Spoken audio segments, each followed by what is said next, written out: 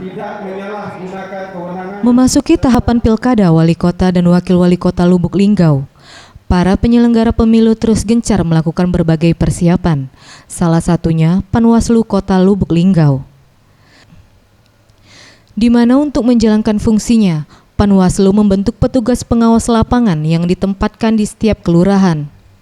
Namun sayangnya hingga jelang penetapan pasangan calon wali kota dan wakil wali kota 15 Februari 2018, Panwaslu Lubuk Linggau mengakui 3 kelurahan yang masih kosong untuk petugas pengawas lapangan lantaran sepi peminat.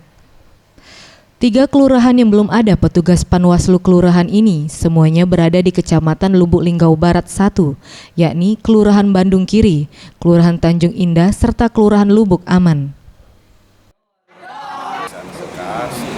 Wawancara dan hari ini alhamdulillah sudah dilaksanakan pelantikan, dan ini Lubuk Linggau itu terdiri dari 72 kelurahan, tapi pada hari ini kita hanya bisa melaksanakan 69 kelurahan karena memang ada 3 kelurahan kemarin tidak ada pendaftarnya.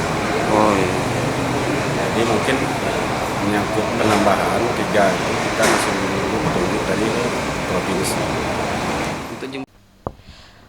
Panwaslu Lubuk Linggau memastikan dengan kosongnya petugas pengawas lapangan di 3 kelurahan ini, pihaknya akan segera melakukan penerimaan kembali seleksi calon petugas PPL kelurahan sebelum tahapan penetapan calon peserta Pilkada Lubuk Linggau.